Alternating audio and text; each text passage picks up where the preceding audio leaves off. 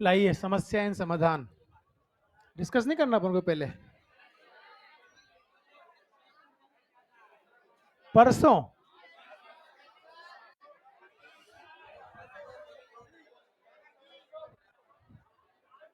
चलो कोई नहीं, कर लेंगे। मुझे बताओ क्या कहता है लास्ट। ठीक है, ये हो ही गए थे अपने सवाल, हो गया था ना ये। हम्म, एक क्वेश्चन लिखो, एक क्वेश्चन लिखो।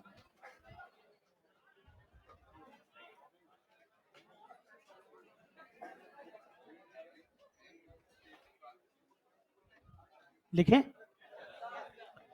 A ball is released. A ball is released from height h. A ball is released from height h. A ball is released from height h. If ball traveled 9 by 25 h, 9 by 25 h in last 1 second. In last 1 second. If ball traveled 9 by 25 h in last 1 second, what is the height from which ball is released? 125. तो what is the height from which ball is released? ध्यान से समझना। एक तो तरीका आपके पास ये कि आपको ऑलरेडी, अगर आपने जी को ठीक से प्रैक्टिस किया हुआ है तो आपको पता होता है। अगर मान लीजिए एच की वैल्यू जो है वो 125 मीटर है, कितना है? तो fifth second is the last second, है ना? तो फिफ्थ सेकंड में कितना चलती है? फिफ्थ सेकंड में जो चलेगा डिस्टेंस वो 45 मीटर होता है। नहीं समझ में आई बात? होता है ना? ठीक है, अब आप मुझे बताइए टोटल कितना चलेगी? तो ये जो 45 डिवाइडेड बाय 125 है, ये है कितना? ये 9 बाई 25 ही है। नहीं समझ में आई बात? तो जो टोटल हाइट है उसका ये 9 बाई 25 ही चली ना आखिरी 1 सेकंड में। ये तो आपका सिंपल, जितना आपका जीव की वाली सीरीज पे परफेक्शन होगा उतनी आपकी कैलकुलेशन रिड्यूस हो जाएगी। दूसरा तरीका ये है कि साहब देखिए, अगर किसी भी चीज़ को हम रिलीज करें यहाँ से, हमने यहाँ से रिलीज किया, जब रिलीज करेंगे तो इनिशियल वेलोसिटी क्या है? 0। मान लीजिए t इक्वल टू 0 पर यहाँ है और t equals to n second पर ये यहाँ पहुंची। तो अगर हम रिलीज कर रहे हैं तो आप मुझे बताइए इनिशियल वेलोसिटी 0 है, t टाइम में कितना चलती है? Half g t square. कितना चलती है? तो क्या ये जो h है, इस h की value half g n square हो जाएगी, जो टाइम एन लिया ना आपने। अब बताइए लास्ट 1 सेकंड में, nth सेकंड में जो चलेगी, एस nth वाला फॉर्मूला याद करो। तो एस nth में क्या होता है याद है कुछ? एस nth जो था वो u plus 2n-1 g by 2 था ना? था नहीं था? क्या यहाँ u 0 है? एस nth में कितना दे रखा है आपको? दे रखा है ना ये आपको क्वेश्चन में। तो हम क्या लिखेंगे? 9h by 25 equal to 2n-1 g by 2 ना? नहीं समझ में आई बात? क्या h की value half g n square है? तो ये 9 बाय 25 into half g n square becomes equal to 2n-1 g by 2। कहानी क्लियर? क्या हम g बाई 2 से g बाई 2 कैंसिल कर देंगे? अब देखिए इस आर्ग्यूमेंट को 25 को उधर मल्टीप्लाई कर दो, ये बन जाएगा 9n square equal to 50n-25 ना? इसको इधर लेकर आइए, क्या बनेगा बताइए? 9n square minus 50n plus 25 equal to, ये तो क्वाड्रेटिक बन गई। अब n की वैल्यू हमें सोल्व करनी है। क्या क्वाड्रेटिक में आपको नजर आ रहा है a कितना है? b। समझ में आ गई बात? सारी कहानी क्लियर है ना आपके सामने? आप समझिएगा। हमें n की वैल्यू निकालनी है, तो माइनस प्लस 50 ना, बोलो यार भाई, ये माइनस माइनस प्लस हो जाएगा ना, तो ये 50 हो गया, plus minus under root of b square कितना 2500 माइनस 4ac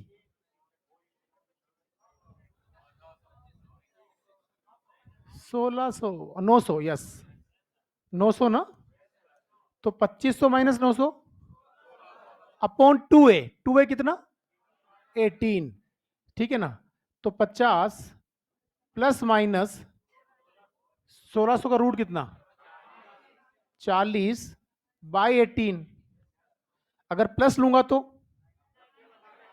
90 बाई 18 कितना 5 सेकंड, माइनस लूंगा तो T1 तो 5 मिला, T2 कितना मिला 1 बाय, मतलब 1 बाय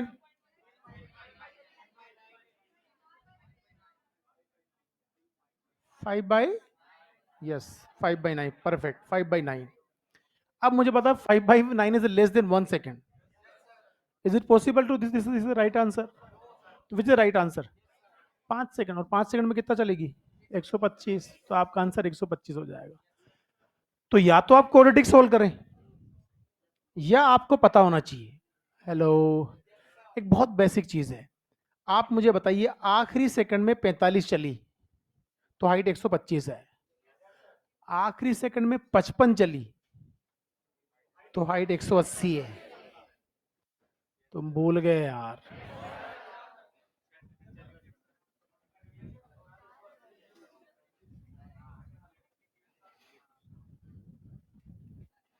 नहीं समझ में आया क्या, एज क्यों वेरिएबल है, किसने कहा वेरिएबल है,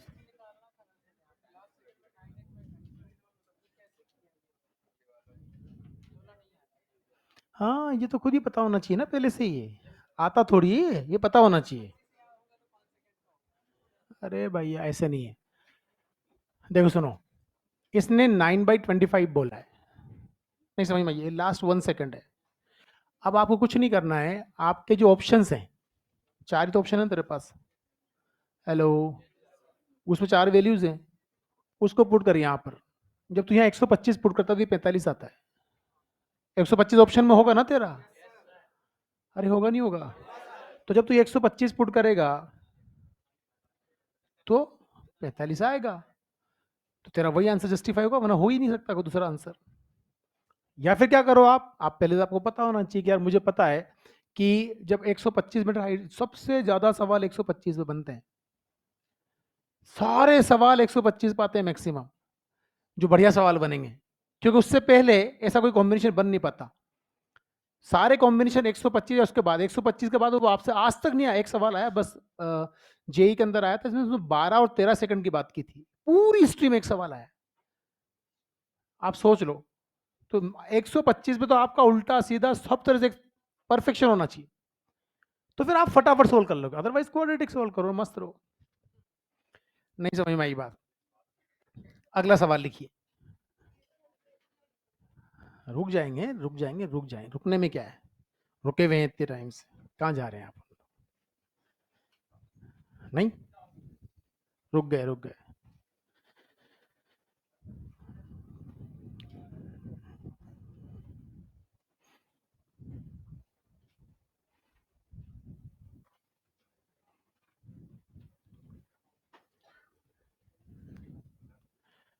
बढ़े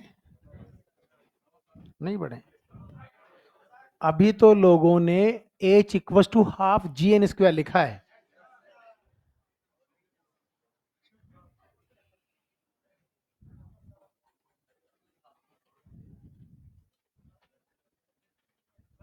हाँ जी,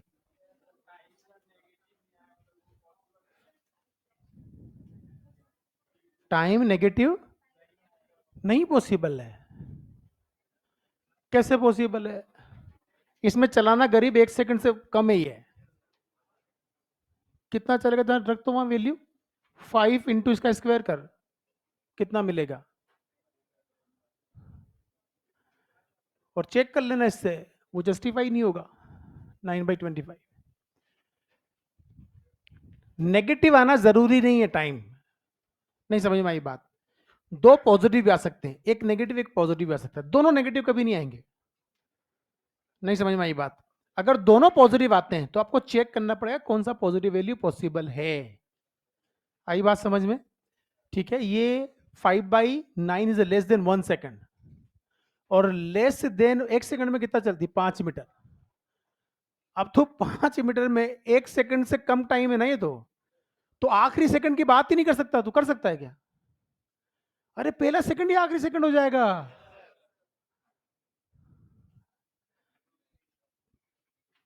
और ये तो 1 से भी कम सेकंड है, तो जब 1 से कम सेकंड चल रहा है, तो 1 से कम सेकंड वो कह रहा है बेचारा आखिरी में इतना चला, तो आखिरी एक होगा ना। और तू कह रहा साहब मेरा तो, मैं तो वो टिक करूंगा जो लेस देन 1 सेकंड है।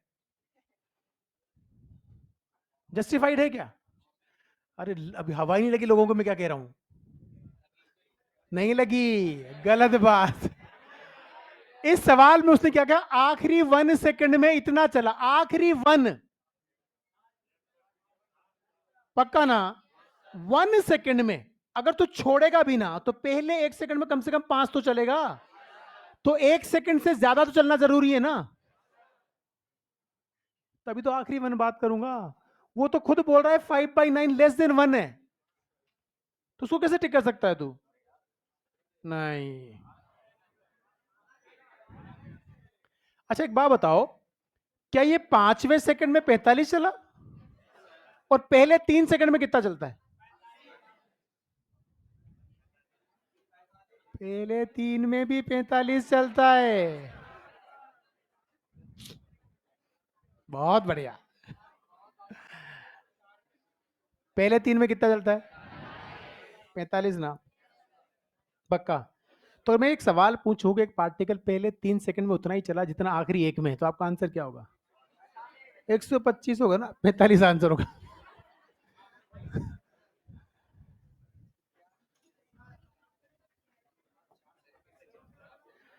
एक पार्टिकल को किसी हाइट से रिलीज किया, पहले 3 सेकंड में कितना चलेगा? और अगर 125 मीटर वो टोटल था, तो आखिरी एक में भी 45 चलता है ना। तो सवाल ये भी तो बन सकता है ना, when a particle is release from the height, it travels equal distance in first 3 second and last 1 second, then what is the height of that point? 125। लिखो, लिखो, a particle is released, a particle is released from height h, a particle is released from height h, particle traveled, particle traveled equal distance in first 3 second, particle traveled equal distance in first 3 second and last 1 second, first 3 second and last 1 second, find out the value of h। हाँ जी, हाँ जी, बहुत अच्छी बात है। Hello, एक बात बताइए, अगर टोटल n टाइम के लिए वो चला, कितने टाइम के लिए चला? n कितने के लिए चला? तो क्या उसने ऐसा बोला कि पहले 3 में कितना चलेगा, बताइए? हाँ, इक्वल तो चलेगा।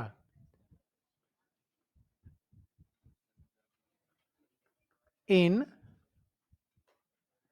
फर्स्ट 3 सेकेंड, बताओ कितना? मान लीजिए एच चला, तो एच की वैल्यू क्या, हाफ जी, और 3 का स्क्वायर करूंगा ना, कितना आएगा ये? 45 मीटर ना।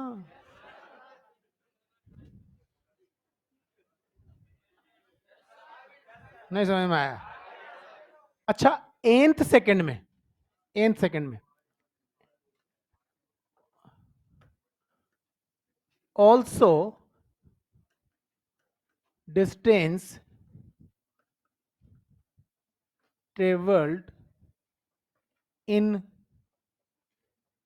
nth second is equal to H, H ही है ना।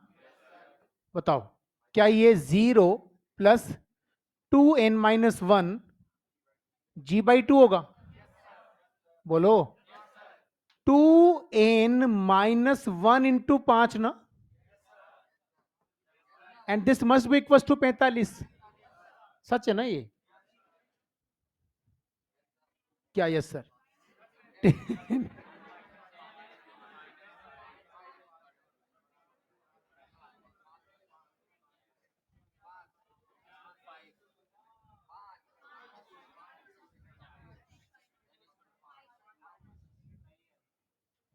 तो टोटल टाइम कितना? 5। नहीं समझ में आया। अगर टोटल टाइम 5 तो एज कितना? नहीं समझ आया। कोई बात नहीं, इतना ही काफी तेरे लिए। ज्यादा तो समझ के क्या ही करेंगे अपन। नहीं, उससे 720 आ जाएंगे। वो तो एनटीए फ्री में भी देता है। नहीं, जब तक सूरज चांद रहेगा एनटीए तेरा नाम रहे। है NTA.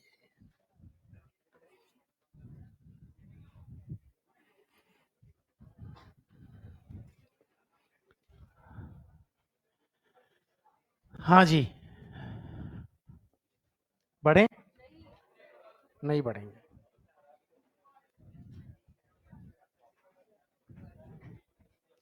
5 second, 125 metre. Yes, 5 second में 125 चलता है। नहीं चलता है? हेलो। अब जैसे कुछ सवाल हैं जैसे वो जो सीरीज में लाई नहीं करेंगे तुम्हारे, जो सीरीज में लाई नहीं करेंगे, पर आंसर तो उसके भी निकालना है। तो थोड़ी सी बुद्धि लगाना, ऑप्शन टिक करना और आगे बढ़ लेना। जैसे आपसे कहा जाए, तुम्हारे मॉड्यूल का ही सवाल है कि ये 80 मीटर का टावर है। कितने का? 80 का। और यहां से तुमने 12 मीटर पर सेकंड से ऑब्जेक्ट को ऊपर फेंका, तो ये ऊपर जाके नीचे आएगा। अब तू 12 से फेंक रहा है तो 12 तो तेरे किसी सीरीज में लाई नहीं करता है। पर यह सच है कि अगर तू 10 से फेंकता तो 0 हटा दे, 1 सेकंड में ऊपर जाता है। 20 से फेंकता तो, 25 से फेंकता तो 2.5 सेकंड में जाएगा। अरे जीरो की तो लगा रहा हूं ना। 12 से फेंकूंगा तो कहानी क्लियर ना। अच्छा, अगर 1 सेकंड ऊपर चलता तो 5 मीटर चलता। चलता ना। 1.2 सेकंड में 5 से ज्यादा चलेगा। कुछ मान ले 7-8 मीटर। तुम बताओ कितने मीटर? 7 मीटर। 8 मान लो। तो ये मैक्सिमम हाइट जो ग्राउंड से क्या, वो 88 है। अब सुनना ध्यान से, ऊपर जाने का टाइम कितना? और 80 मीटर नीचे आने का टाइम 4 सेकंड होता है। अब यहां थोड़ी बुद्धि लगानी है, सुन लेना ध्यान से। अगर 80 के आसपास की हाइट है भाई, 80 से ज्यादा और 125 से कम है, 80 से ज्यादा और, तो अगर 80 से ज्यादा 80 के नजदीक है तो 4 के नजदीक आंसर देना है। 4.2, 4.3, 4.1, इससे ऊपर नहीं। नहीं समझ में आया? और अगर 125 से थोड़ा कम है तो 4.9, 4.8 के आसपास लेना है। नहीं समझ में आई बात? ये 88 था ना, हम 4.2 ले लें, 4.3 ले ले। तो मुझे बता, 4.3 में नीचे आया, 3 ले ले। 5.5 आंसर। इसके आसपास जो आंसर उसको टिक करके बढ़ जाना। नहीं समझ में आया? अगर तुमने यहां क्वाड्रेटिक सोल्व की तो तुम्हारे पिता से भी रूट नहीं निकलेगा। निकलेगा क्या? नहीं निकलेगा तो फंस जाएंगे ना अपन। नहीं समझ में आई बात? और झक मार के या तो तेरे को सवाल छोड़ना पड़ेगा या थोड़ा थोड़ा बुद्धि लगानी पड़ेगी वापस से। तो उससे पहले ही बुद्धि लगा ले। अगर हम इसका राइट मेथड तो ये होता है ना, टोटल डिस्प्लेसमेंट -80 है। अरे बोलना भाई। तो -8t equals to 12t minus 5t square, ये इक्वेशन बनेगी। अरे ut plus half g t square, तो यहां से t सोल्व करेंगे अपन, तो रूट रूट प्रॉपर नहीं निकाल पाओगे ना आप लोग, तो मुश्किल होगी। ज्यादा बेहतर इस तरह से करो। हमने क्या देखा कि साहब ये 80 मीटर है। अब यहां मान लीजिए हमने अंदाजन ले लिया यार, 10 से फेंकता तो 5 जाता, 12 से फेंका समथिंग जाएगा, 7 8 ले लिया, जो भी ले लिया आपने, 8 मीटर ही ले लिया आपने। तो 88 से नीचे आने का जो टाइम होगा, 88 देखो, एक है मेरा 80, दूसरा 125, यहां से नीचे आने में 4 सेकंड लेता है, यहां से नीचे आने में। अब अगर 80 और 90 के बीच में तो 4.2 4.3 ले लो, और यहां 120 115 के आसपास है तो 4.8 4.9 ले लेंगे, और फिर दोनों टाइम जोड़ देना, आंसर आ जाएगा ना। नहीं समझ में आया तो ऐसे कोई भी सवाल पूछो तो आप ऐसे बहुत आसानी से कर सकते हो, होपफुली समझ में आ गया होगा। नहीं आया? हाँ हाँ, आ ही गया होगा। है क्या? स्लाइड पीछे करनी?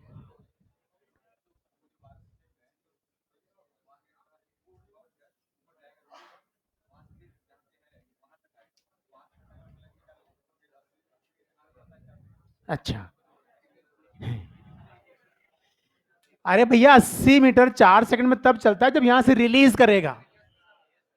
यहां से जाएगा रे भाई साहब की साहब, यहां से यहां जाएगा 1.2 में, फिर 1.2 में यहां आ जाएगा, फिर 4 में यहां आ जाएगा। गलत बात, 4 में यहां नहीं आएगा, 4 से कम में आएगा। नहीं समझ में आया? नहीं आया? बढ़े आगे। ठीक है, कर लोगे सवाल, कल छुट्टी है तुम्हारी, सवाल करने पड़ेंगे तुम लोगों को। कल की छुट्टी नहीं है? किसकी? यार ये गलत बात है, मैं अभी मैसेज डाल दूंगा, मैक्सिमम एक टीचर ले सकता है क्लास। ये ब्रेक इसलिए रखा है कि हमारा होमवर्क पेंडिंग वो पूरा हो जाए, फिर क्लास रख लेंगे तो मतलब क्या है? गलत बात, मैं अभी कैंसिल करूंगा। नहीं मतलब, आप आओ। अभी जैसे मैंने भी उधर कुराड़ी वाले सेंटर पर अनाउंस किया है, मैंने डाउट पूछने आना, मैं 1 घंटे जिस क्लासरूम में तुम बैठते हो उसी क्लास में अवेलेबल रहूंगा, 1 घंटे डाउट बताऊंगा, तुम्हारे डाउट जितने हो जाएंगे उतने हो जाएंगे, बाकी टाइम में मैं तुम्हारे जो भी तुम्हें लगता है कि और प्रैक्टिस करवाई जा सकती है, अगर तुम करना चाहोगे तो करवा लूंगा, नहीं तो मेरा होमवर्क कर लेना। पर ऑफिशियली 1 महीने में कोई कोई पीछे चल रहा है, कोई लेग कर रहा है, या कोई क्लास मिस हो गई थी, कोई छूट गई थी क्लास, तो उसको कंपनसेट के लिए रख लो, समझ में आती है बात, वरना ये लत लग जाएगी मास्टरों की, हर बार रखेंगे फिर वो, तुम थक जाओगे, मास्टर प्रजाति नहीं थकती कभी। वो रखेंगे क्लास, गलत बात।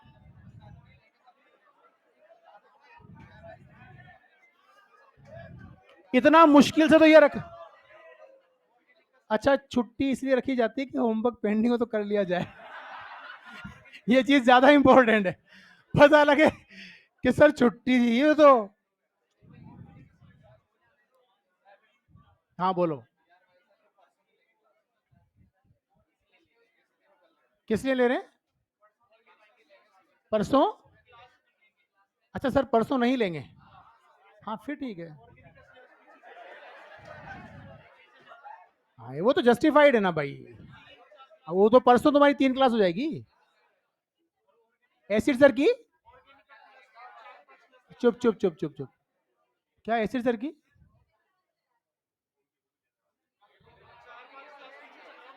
नहीं वो मैं बोल दूंगा एसिड सर से।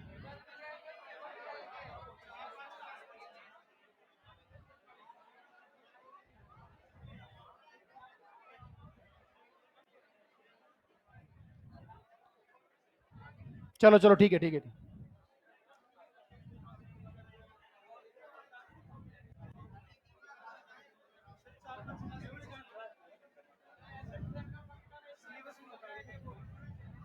बकवास बंद कर, सिलेबस नहीं हो पाएगा, काम की चीजें पढ़ाओ, सारा सिलेबस होता है, सिलेबस नहीं हो पाएगा। बढ़ो यार, अभी मैं चाहूं तो मोशन अंडर ग्रेविटी 10 दिन तक पढ़ा सकता हूं, 10 दिन तक। मतलब क्या है, तेरे मॉड्यूल में जितना कंटेंट सारा कवर होगा, तेरी एनसीईआरटी कवर होगी, बस खत्म। उससे ज्यादा क्यों टाइम? बाकी उस चीज को परफेक्शन करने में तो ना टाइम। गलत बात। लोग वो करते हैं यार, सुनो।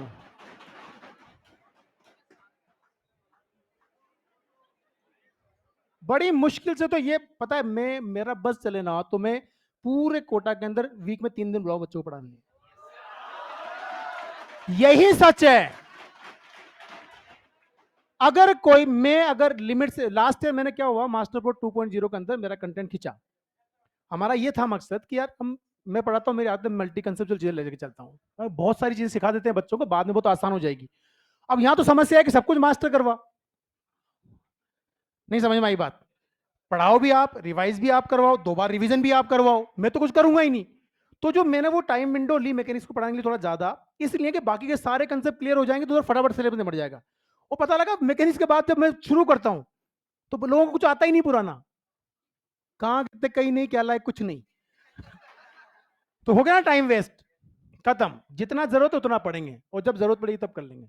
यहाँ सुनो ध्यान से, ये वाई एक्सिस क्या बकवास है,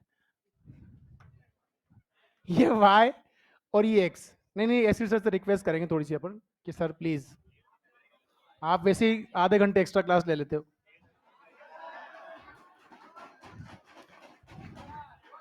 ये ओरिजिन है, सुनो ध्यान से, ये पॉइंट है ए, क्या है ये?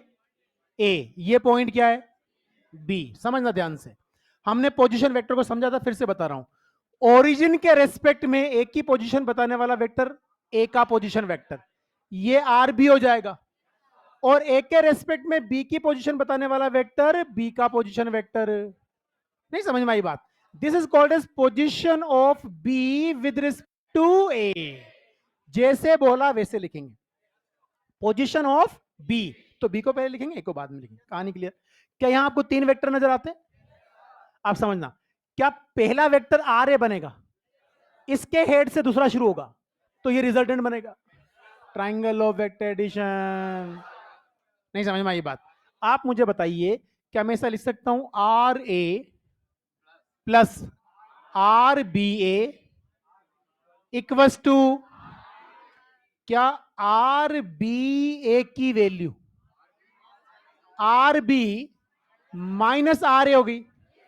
यहां से हमने क्या कंक्लूड किया था, जिसके रेस्पेक्ट में बात कर रहे हैं उसको माइनस करना होता है, बस ऐसे याद रख लेना। This is the position of B with respect to A, तो यह है position of A, position of B with respect to A. और याद रखने का तरीका क्या है कि जिसके रेस्पेक्ट में लेंगे उसको माइनस करेंगे। क्या इसको डिफरेंशिएट करूंगा तो वेलोसिटी मिलेगी? कैसे लिखेंगे? Velocity of B with respect to A अगर मुझे लिखना है, कैसे लिखूंगा? V B minus V A ना, ये क्या है जल्दी बताइए? Velocity of B with respect to, अगर मुझे लिखना हो वी ए बी, तो आप क्या करेंगे? V a minus v b ना, क्या मतलब हुआ? Velocity of a with respect to b. कहानी क्लियर? सिमिलरली एक्सेलरेशन में लिखा जा सकता है ना, एग्जैक्टली सेम मैनर में। अब बताइए, एक सिंपल बात, बहुत आसान चीजें, हमने पिछली क्लास में बात की थी कि आप कितनी भी चीजें हवा में फेंक दो, सबका एक्सेलरेशन जी होगा। तो सबका एक्सेलरेशन का डायरेक्शन सेम, मैग्नीट्यूड सेम, तो एक दूसरे के रेस्पेक्ट में एक्सेलरेशन जीरो, एक दूसरे के रेस्पेक्ट में एक्सेलरेशन।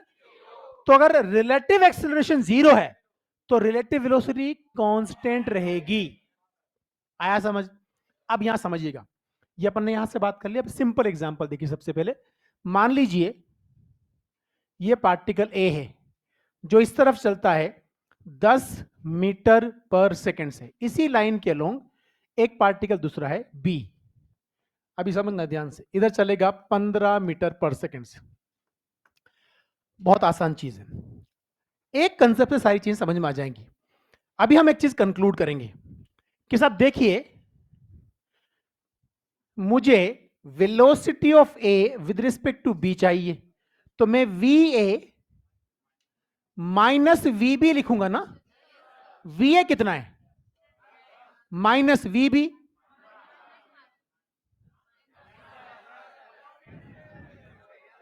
अरे वेलोसिटी है ना भाई, तो ये प्लस तो वो माइनस ना, तो वी ए प्लस है, माइनस माइनस कितना बना, 25 मीटर पर। Now we are talking about velocity of B with respect to minus v है ना। अच्छा वी भी कितना, -15 -10।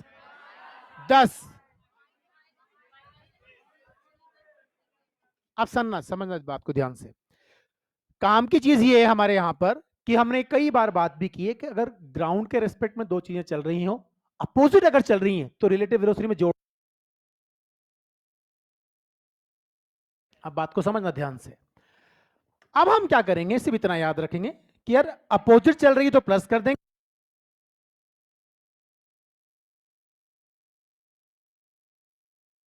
फॉर्म आएगा तो साइन इंपॉर्टेंट हो जाएगा ना, प्लस या माइनस तो लिखना ही पड़ेगा। आप जरा मुझे बताइए, जब मैं आपसे बोल रहा हूं velocity of a with respect to, तो मैं बी में बैठ के ए को देख रहा हूं, जिसके रेस्पेक्ट में बात कर रहे हो ना वो ऑब्जर्वर है। क्या बोला मैंने, बता। नहीं तुझसे पूछा ही नहीं मैंने, क्या बोला बता, मैंने बता, जल्दी बता, धीरे से बता दे, मैं समझ लूंगा सब।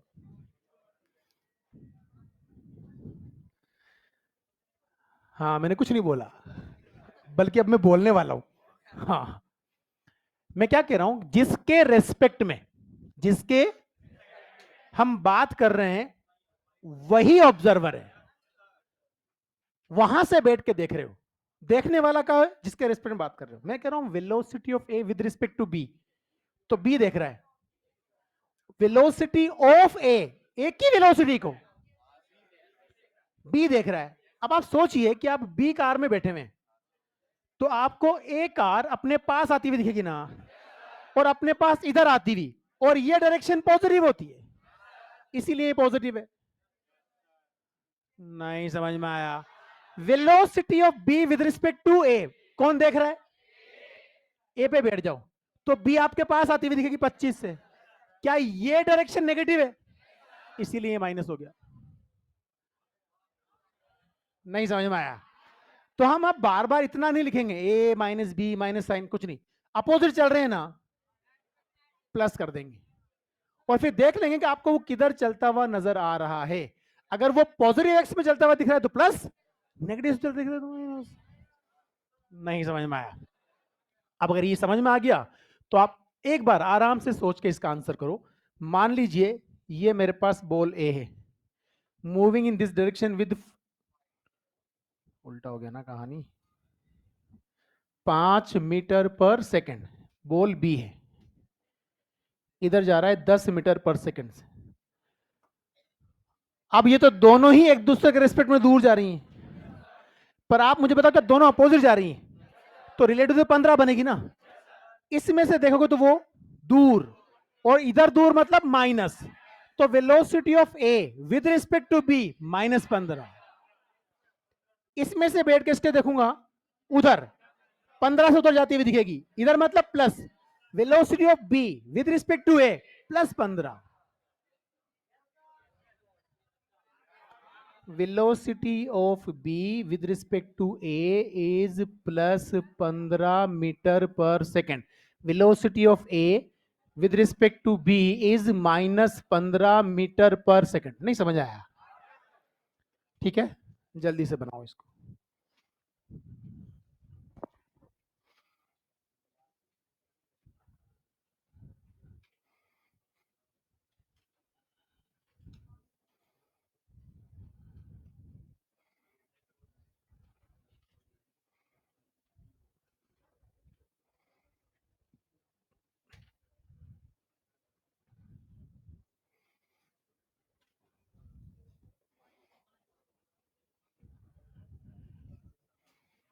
आ गया समझ।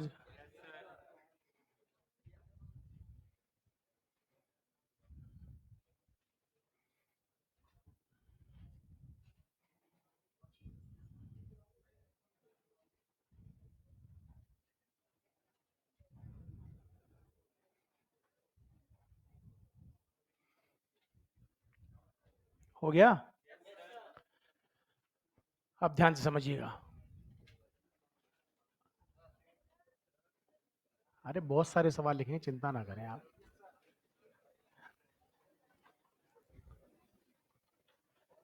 समझिएगा ध्यान से, मेरे साथ साथ डायग्राम बना लेना। लाइनें खींची मैंने, इसमें कोई कलाकारी नहीं है, सीधी लाइन खींच लो ऐसे ना।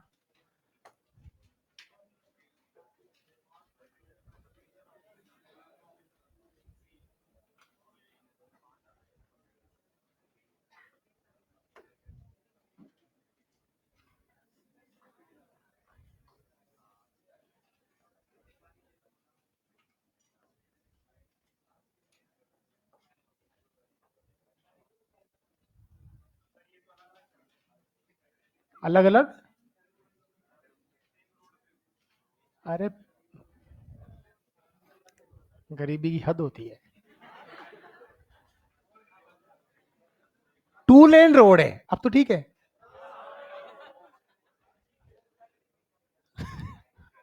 ये तेरी कार है जो इस स्टाइल से चलती है।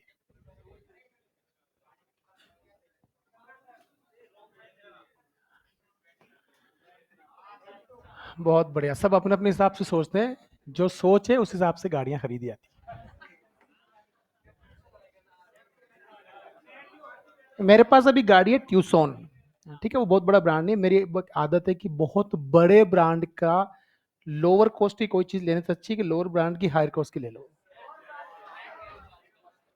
अब आप ले लिया आपने ओडी बीएमडब्ल्यू, दुनिया भर की चीजें, सर्विस करवाने जाओ 1 लाख रुपए लग जाते हैं, फिर बड़ा दुख होता है।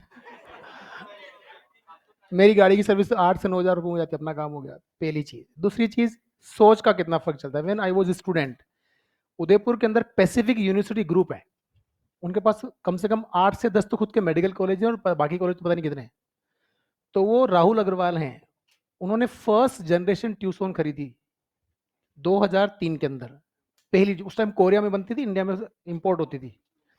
तो मैं अपनी बाइक लेके जा रहा था, तो मुझे वो बड़ी अजीब, अरे ये कौन सी कार इतनी बड़ी। मैं खड़ा हो गया, वो मुझे जानते थे बेसिकली, तो मैं बाइक खड़ा कराया और मैं बिल्कुल बिल्कुल नंबर वंबर भी नहीं आए थे, ब्रांड न्यू गाड़ी थी। तो उसके कांच से अंदर की तरफ देख रहा, मैंने कहा तो यार अलग ही फीचर है, गाड़ी भी अलग है। तो इतने में वो आ गए, अरे क्या देख रहे हो। मैंने कहा यार गाड़ी अलग दिख रही है, कि हाँ ये मैंने इंपोर्ट करवाई है। मैंने आपकी है, मैंने हाँ। कि चलो चलो टेस्ट ड्राइव करते हैं, बैठ गए, चले गए हम। 15-20 मिनट वापस आ गए। उस दिन मैंने सेट किया था मेरा दिमाग कि इस गाड़ी को मुझे खरीदनी है। नहीं बंद हुई है, ट्यूशन बहुत हाई लेवल पे इंप्रूव हो गई है, अब कॉस्ट ज़्यादा कर दिया उन्होंने और कुछ नहीं किया। नहीं नहीं, अब 30-40 लाख की आती है अब। अपने यहाँ अलग है ना मामला, अपने इंडिया में क्या सोचता है आदमी, वो 40 लाख रुपए इस पे खर्च करूंगा जिसमें फॉर्चूनर नहीं लूंगा, और वो कार है ही नहीं, वो तो ट्रक है। Everything is relative. मतलब मैं कार की शक्ल वाले ट्रक में क्यों बैठूं, ये मेरी सोच है, ठीक है। अगर मुझे कोई माइनिंग वाइनिंग का काम करना होता, मुझे ऐसी जगह पे जाना, ठीक है देख लेते, तो खैर को छोड़ो बात। तो सोच बहुत इंपॉर्टेंट रोल प्ले करती है। मेरी गाड़ी का एक्सीडेंट हुआ था, कुछ लोगों को पता होगा, नहीं पता होगा, when I was in LA. आप बिलीव नहीं कर सकते, 110 की स्पीड में 4 बार रोल ओवर हुई थी गाड़ी। 110 में, मेरा छोटा भाई, मेरी बहन और मेरी बहन की 2 बेटियां, एक 3 महीने की और एक 3 साल की। हम उदयपुर जा रहे थे। हमारे जो रोड्स होते हैं ना, उन रोड पे हमसे ज्यादा हक उन लोगों का होता है जिनको कार ड्राइविंग नहीं आती। तो मैं अपनी गाड़ी से यार, 4 लेन रोड पूरा खाली पड़ा है, तो मेरी स्पीड 110 थी, और मैं ऐसे ऐसे डिवाइडर वाला ये, और एक सिलेरियो लेके एक अंकल जा रहे थे, मस्त फोन पे बात करते करते। मेरी लेन खाली थी, मैं निकल जाऊंगा, कोई ट्रैफिक नहीं था गाड़ी पे। तो जैसे ही मैं उनसे 20-25 फीट की दूरी पे था, ये वॉल या थोड़ा से ज्यादा डिस्टेंस, उन भाई साहब पता नहीं क्या जमी, उन्होंने गाड़ी घुमा के मेरे सामने ले ली ऐसे। नाउ आई हैड 2 ऑप्शन, या तो ठोक दूं, वो भी गए हम भी गए, या इमीडिएटली मैंने गाड़ी नीचे उतारी। नीचे उतारी मैंने, तो नीचे खाई थी 12-13 फीट की। तो वहां से वापस मैंने ऊपर चढ़ाई, तो माइल स्टोन नहीं खड़ा होता, तो टायर ऐसे घूम रहा है, और यह माइल स्टोन था, वो टकराया टायर ऐसे माइल स्टोन की, वो टायर टूट के अंदर घुस गया, और वहीं से गाड़ी पलटना चालू हुई।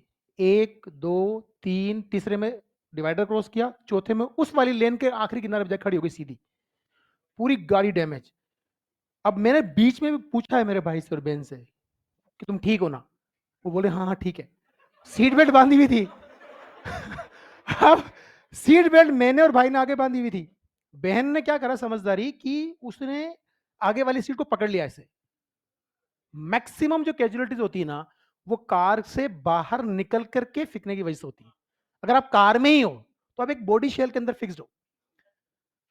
अब हुआ ये कि वो जो 3 साल की बच्ची थी वो दोनों सीट्स के बीच में से खड़ी हुई गप्पे मार रही थी, तो जैसे पलटी मारी वो जो लेग स्पेस होता है ना वो फंस गई। जो 3 महीने वाली थी वो नहीं मिल रही हमें। हमारा दिमाग खराब, मतलब मुझे यकीन नहीं होता आज भी कि वो हम लोग सरवाइव कर गए। जब हम निकले तो मेरा वाला जो ड्राइविंग सीट वाली जो विंडो थी बस वही खुल सकती थी बाहर। जैसे तैसे हम बाहर आए, बाहर आके जब मैंने उनको देखा तो जैसे उनको बाहर निकाला सबको, तो वो 3 महीने वाली बच्ची नहीं मिल रही है। हमने आसपास भी देखा रोड पे, फिर उसकी आवाज आई रोने की, तो पता है क्या हुआ, ड्राइविंग सीट के पास वाली सीट होती ना, उसके नीचे फंस गई वो। वहां से उसको निकाला।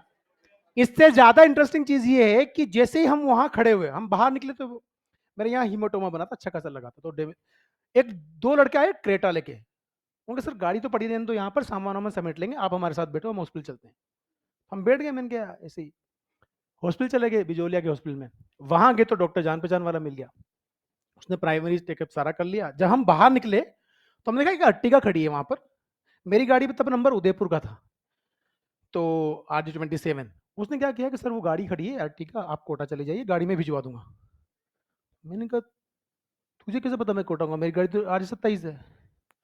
कि सर 2013 में आपने मुझे पढ़ाया था, मेरा सिलेक्शन हुआ नहीं। मेरे पापा हाईवे का काम करते हैं तो ये कॉन्ट्रैक्ट हमारे ही है, तो मेरा यहाँ ऑफिस है। मैं ऑफिस के बाहर हम लोग खड़े हुए थे, आप हम थे, और उसने बताई, बोले थोड़ी देर पहले हम यहाँ ना वीडियो बना रहे थे, वो बंद किया और आपका एक्सीडेंट शुरू। बढ़ते हैं आगे। अब सुनना ध्यान से, ABC 3 कारें हैं, ABC, बात को समझिएगा ध्यान से। मैं आपसे सिंपल सिंपल से सवाल पूछ रहा हूं, velocity of A with respect to B हम किस में बैठ के देख रहे हैं?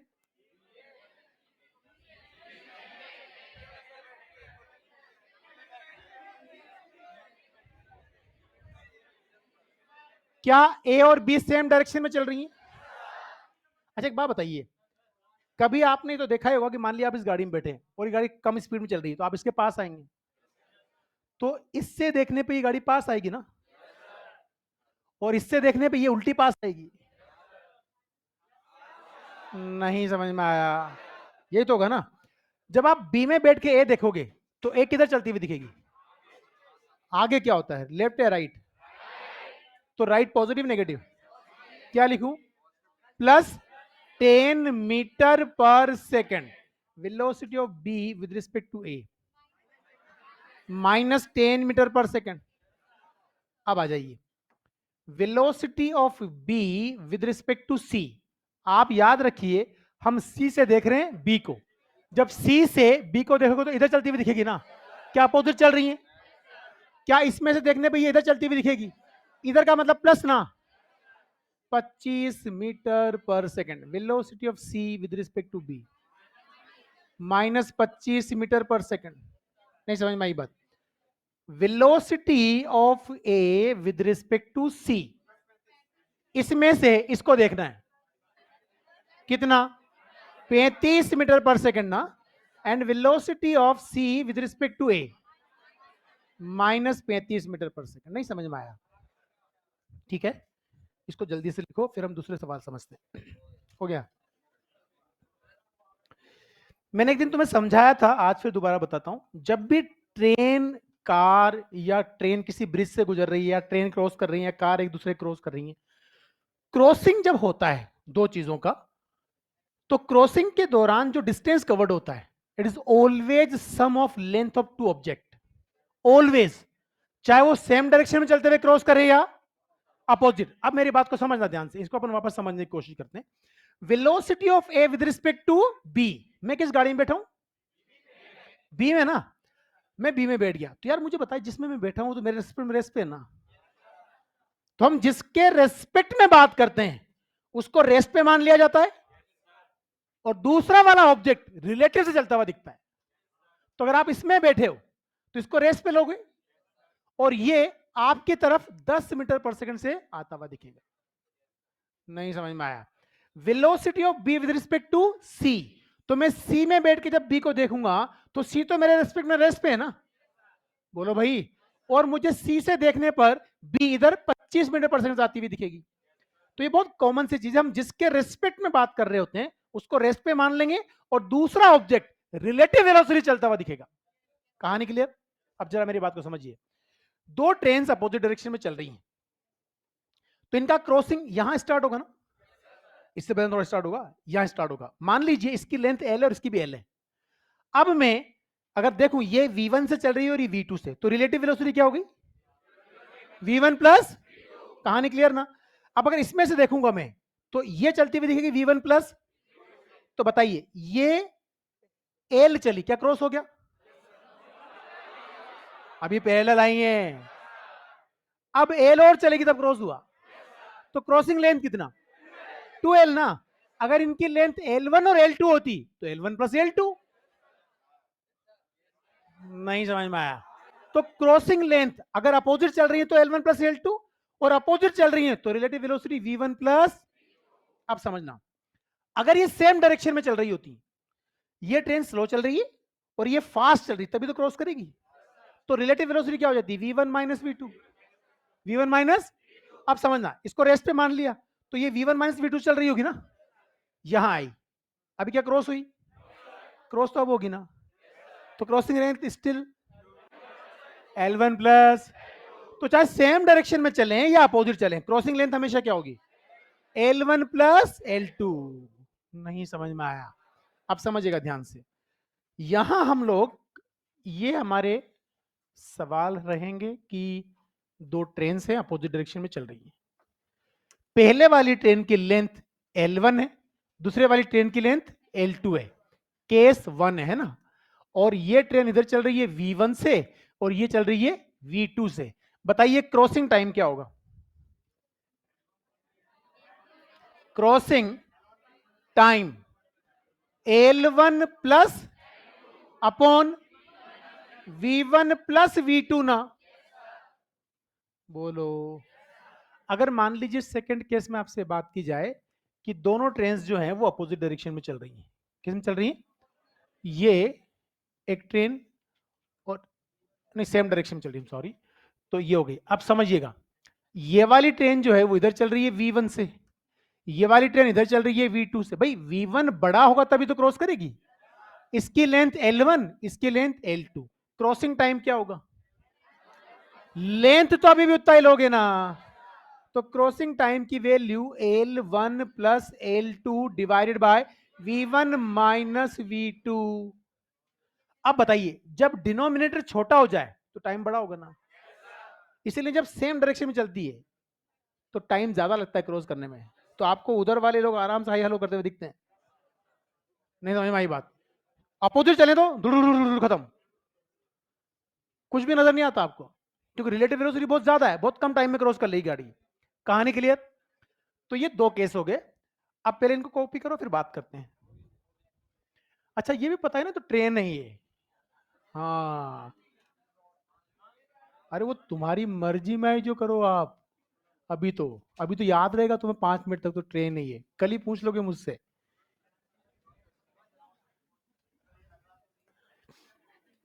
हाँ, हो गया।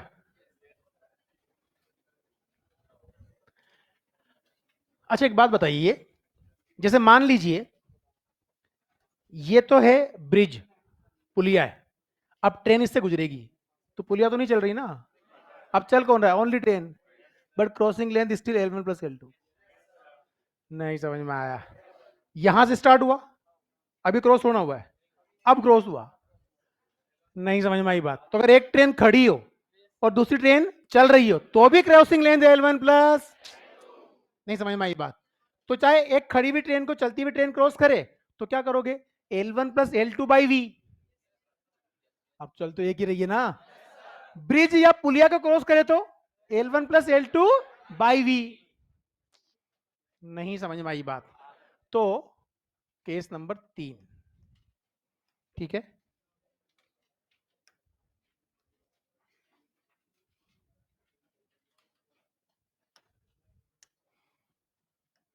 L1 V, L2 V2 0 है।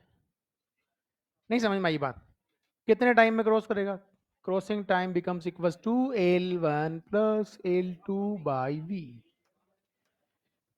आया कुछ समझ? अब यहां तो हमें एक बात समझ में आ गई, अभी तक जितनी भी चीजें चल रही थी वो विद रिस्पेक्ट टू ग्राउंड ही चल रही है। ये सवाल बहुत आसान बनते हैं, यहाँ कोई समस्या आती ही नहीं है। पर इसके अलावा भी कुछ केस बनते हैं। पहले इसको कॉपी करो, उसको बड़े ध्यान से समझना है।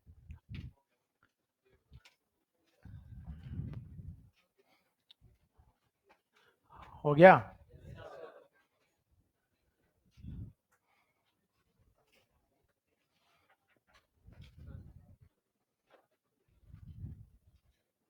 बोलो। अच्छा हो गया, हो गया। मुबारक हो, मुबारक। बढ़ते हैं। इतनी देर बाद उसको याद आई कि हो गया। अच्छा सुनो ध्यान से। एक बहुत आसान सा कंसेप्ट है, इसको अगर आप वेक्टर से डील करोगे तो आपके लिए बड़ी मुश्किल होगी, लेकिन थोड़ा सा अगर दिमाग लगाओगे तो बड़ी आसान चीज हो जाएगी। मेरी बात को समझना ध्यान से। ये कहानी क्लियर ना? अब समझना।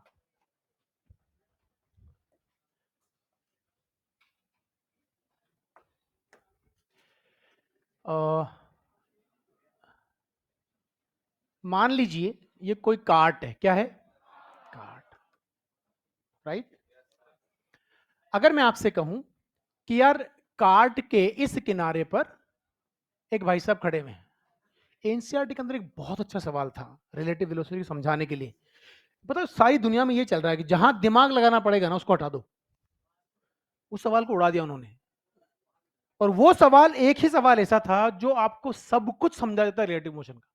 पुरानी एनसीईआरटी में आप देखो तो एक सवाल है कि साहब एक कार्ट चल रही है, इधर मम्मी खड़ी है, उधर पापा खड़े हैं, बच्चा बीच में दौड़ रहा है, नीचे से अंकल देख रहे हैं। याद आया कुछ सवाल ऐसा? एक कार्ट चल रही होती है और कार्ट के एक किनारे पे पापा खड़े हैं, एक किनारे पे मम्मी खड़ी है, और बच्चा कभी इधर से उधर दौड़ता है, उधर से इधर दौड़ता है। नहीं समझ में आई बात? और एक अंकल नीचे खड़े खड़े उनको ऑब्जर्व कर रहे हैं। तो वो relative time, relative distance, relative सबका, जब इधर से उधर दौड़ा तो इसने क्या देखा, उसने क्या, सब बात कर लेते हैं सवाल के अंदर। तो वो सब कुछ सिखा देता था क्वेश्चन, पर वो हटा दिया क्योंकि उसमें दिमाग लगाना पड़ता है। एक सवाल और बहुत था, दो टाउन वाला, वो तो बहुत पहले हटा दिया। मतलब ये मान के चलो आप चाहे आईआईटी एडवांस पढ़ा रहे हो, आईआईटी मेंस पढ़ा रहे हो, या नीट पढ़ा रहे हो, या सीबीएसई बोर्ड, हर बच्चा उसको डाउट पूछेगा ही पूछेगा। ट्यूबलाइट नहीं जलती थी लोग। वो सवाल उन्होंने बनाया था डॉपलर इफेक्ट उठा करके, कंसेप्ट डॉपलर इफेक्ट का और काइनेमेटिक्स में। तो वो हवा ही नहीं पड़ती थी लोगों को, रटते थे सब लोग उसका आंसर। अब इसको समझना बहुत आसान है। अगर मैं आपसे कहूं कि इस ट्रेन या इस कार्ट की लंबाई 5 मीटर है, कितनी है?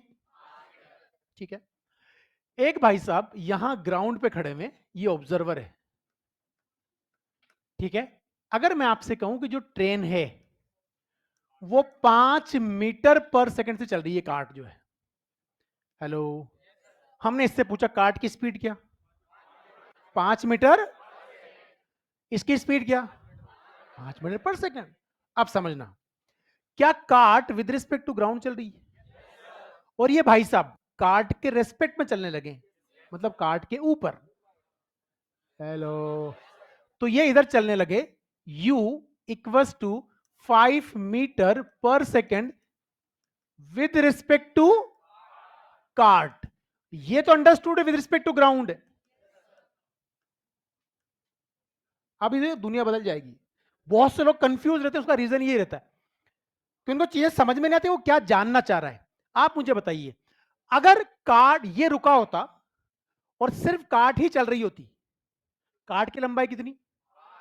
तो 1 सेकंड बाद ये भाई साहब यहां आ जाते हैं, कार्ट का ये सिरा यहां पहुंचेगा, तो ये क्या बोलेगा कि पर्सन 1 सेकंड में 5 मीटर चला।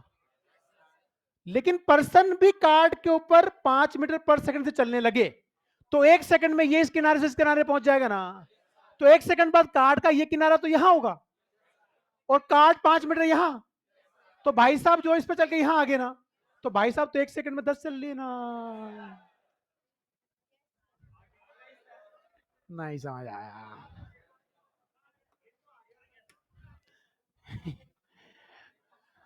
ऐसे करें, यहां बना ले इसका डायग्राम ना, बस ये मत पूछना कार्ड फिर 5 मिनट चलने के बाद नीचे आ जाती है, नीचे नहीं आती।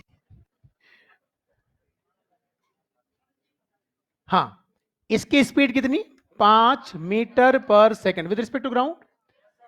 आफ्टर 1 सेकंड सिचुएशन ये होगी ना, क्या 1 सेकंड बाद आदमी यहां आ जाएगा। मान लीजिए ये सिरा ए है और ये सिरा ए से बी के बीच का सेपरेशन, तो अगर ये 5 मीटर पर सेकंड से कार्ड के ऊपर, कार्ड के रेस्पेक्ट में चलता तो 1 सेकंड में 5 मीटर यहां आ जाएगा ना, और 1 सेकंड में ये सिरा यहां भी पहुंच जाएगा ना। तो भाई साहब इन्होंने देखा कि साहब आप तो यहां खड़े थे 1 सेकंड पहले और 1 सेकंड बाद आप यहां आ गए, तो आप तो 10 चले ना।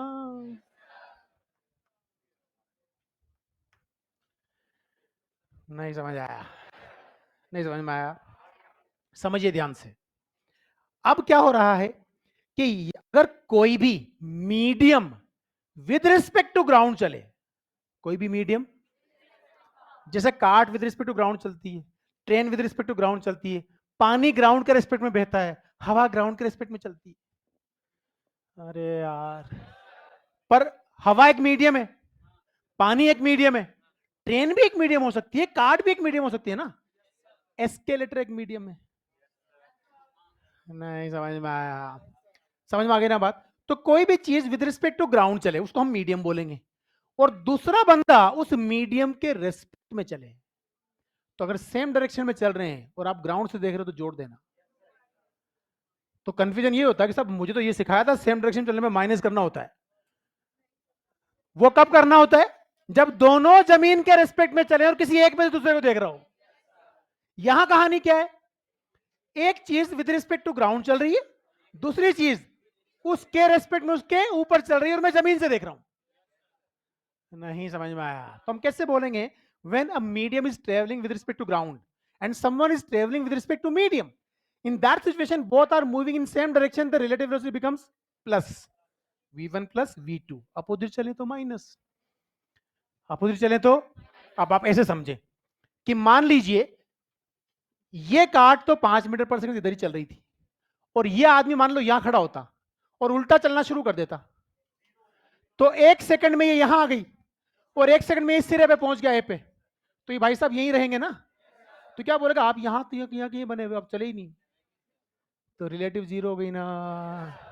अब बात को समझना, मान लो पानी बह रहा है 10 मीटर पर सेकंड से, पानी, पानी जमीन पे बहेगा ना पक्का, बहुत बड़ा, तो विद रिस्पेक्ट टू ग्राउंड है ना, या उसको बोलना पड़ेगा कि पानी धरती पे विद रिस्पेक्ट टू धरती पे, ऐसा नहीं, पानी जमीन पे बहेगा।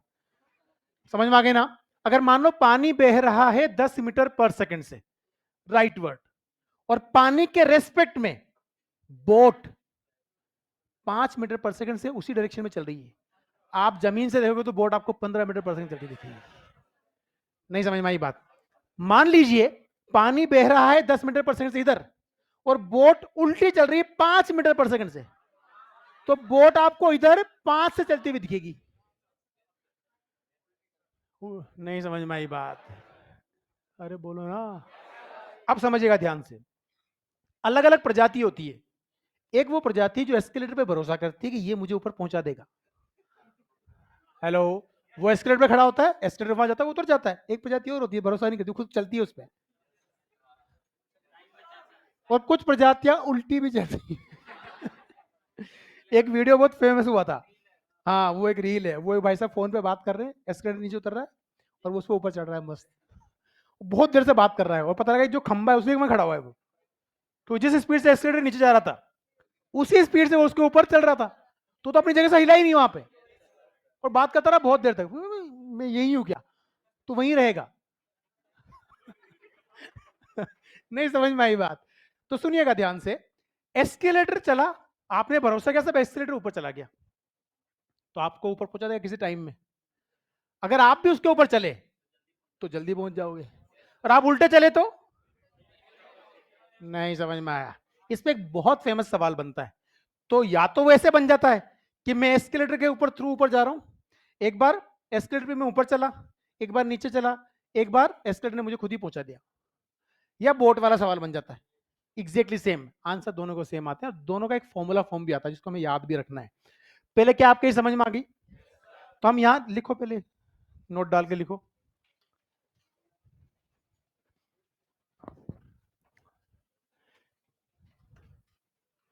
एक काम करते हैं हम लोग, इसको V2 लिख लेते हैं, इसको V1 लिख लेते हैं।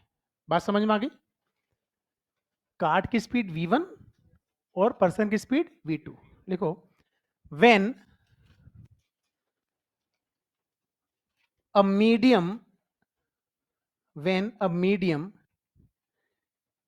ब्रैकेट में लिखो मे बी कार्ट, वाटर और air, maybe cart, water और air, bracket close, moving with respect to ground, moving with respect to ground with velocity v1, and someone is moving with velocity v2, someone is moving with velocity v2 with respect to medium, with respect to medium, then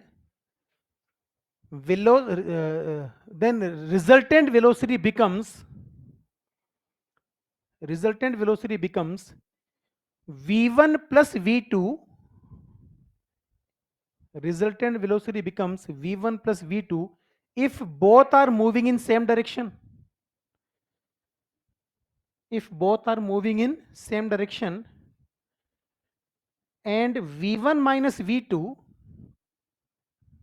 and v1 minus v2 if both are moving in opposite direction, if both are moving in opposite direction। इसको बहुत clearly बात करेंगे अभी हम। I hope यहां तक समझ में आ गया होगा, क्योंकि ये सवाल सेंटर ऑफ मास में भी बनेंगे, ये सवाल सर्कुलर मोशन में भी बनते हैं। सर्कुलर में कैसे बनते हैं कि साहब एक प्लेटफॉर्म ओमेगा से घूम रहा है, तो उसकी टेंजेंशियल स्पीड क्या होगी, ओमेगा आर ना, और टेंजेंशियल डायरेक्शन में एक आदमी दौड़ना शुरू कर दे, तो अगर सेम डायरेक्शन में चल रहे हैं तो ग्राउंड से देखने में पर v प्लस ओमेगा आर हो जाता है, और अपोजिट चल रहे हैं तो v माइनस ओमेगा आर हो जाता है। तो वो भी कहानी एग्जैक्टली वैसी की वैसी बनेगी। ये कहानी क्लियर ना? अब आप सवालों के आंसर दीजिएगा कुछ एक, जैसे मान लीजिए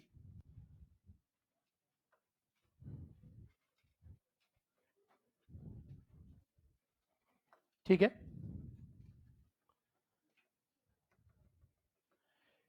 ये वेलोसिटी ऑफ रिवर जब कभी भी लिखते हैं तो वेलोसिटी ऑफ वाटर होती है, रिवर वहीं रहती है, वो कहीं नहीं जाती, ठीक है, वो वेलोसिटी ऑफ रिवर होती है। सपोज ये 5 मीटर पर सेकेंड है, 5 मीटर पर सेकेंड है, इसके अंदर एक बोट है जो इस तरफ चल रही है 3 मीटर पर सेकेंड से, बोट ए है, हेलो, और बोट बी जो है वो इस तरफ चल रही है 20 मीटर पर सेकेंड से, ये बोट बी हो गई। बात समझ में आ गई? याद रहे ये जो है विद रिस्पेक्ट टू वाटर है, और ये भी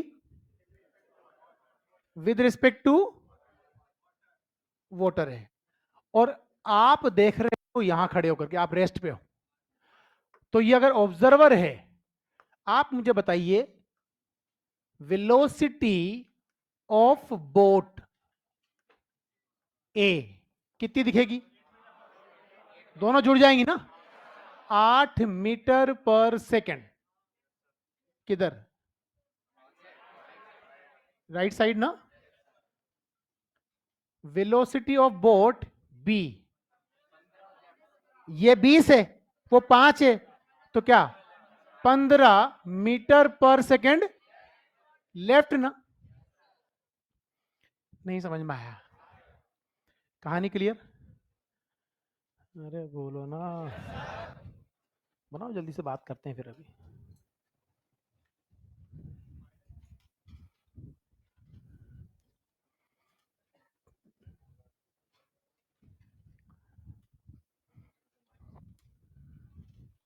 हाँ वो तो अपन ने बोल दिया ना, लेफ्ट बोल दिया ना, तो ठीक है। माइनस और लेफ्ट, प्लस और लेफ्ट भी बराबर हो सकता है, तेरी चॉइस है किधर प्लस ले रहा है किधर माइनस ले रहा है। आप अपना मॉड्यूल अगर देखोगे ना, तो मॉड्यूल के जितने भी इलिस्ट्रेशन हैं उन सभी में उसने उन्होंने डाउनवर्ड डायरेक्शन पॉजिटिव ले रखी है, अपवर्ड डायरेक्शन को नेगेटिव ले रखा है, तो उससे परेशान नहीं होना होता। ठीक है, वो आपकी चॉइस है, आपने अपनी चॉइस से साइन कन्वेंशन ले लिया, और जो साइन का आंसर आया उस हिसाब से डिसाइड कर लो किधर चल रहा है। बढ़े? अब एक सवाल को बहुत ध्यान से समझना है। ठीक है, क्वेश्चन क्या है कि एक रिवर जो है वो फ्लो कर रही है, और उस रिवर के अंदर दो पोल्स गड़े हुए जमीन में। अब यार पोल्स तो रेस्ट में होंगे विद रिस्पेक्ट टू ग्राउंड, है ना? एक बोट पोल ए से बोल बी पे पहुंचती है, बोट की स्पीड वी बी है और रिवर की स्पीड वी आर है। तो जिधर वो फ्लो कर रही है उधर ही जब वो बोट पहुंचती है पोल ए से पोल बी पे, तो T1 टाइम लेती है। कितना टाइम लेती है? कहानी क्लियर? अगर वो उल्टा जाती है तो T2 टाइम में पहुंचती है। हेलो, अगर रिवर फ्लो नहीं कर रही हो तो वही बोट किसी भी पोल से दूसरे पोल पे जाने में कितना टाइम लेगी? ना ना ना, समझना सवाल क्या है।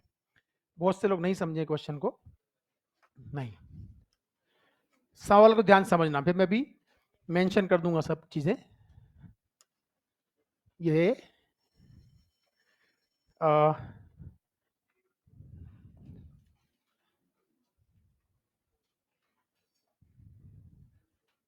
ठीक है, हम कहते हैं ये तो है, हाँ खंबा, पोल ए, ये है पोल बी। अब समझिएगा ध्यान से, इनके बीच का जो डिस्टेंस है वो डी है। कितना डिस्टेंस है? अच्छा, ये जो पोल्स हैं तो ग्राउंड में जड़े हुए होंगे ना, बहुत बहुत धन्यवाद। और इसके अंदर रिवर का जो वाटर है वो फ्लोइंग वाटर है, और रिवर इस तरफ फ्लो कर रही है वी आर से। ठीक है, एक बोट क्या होता है, जब बोट यहां है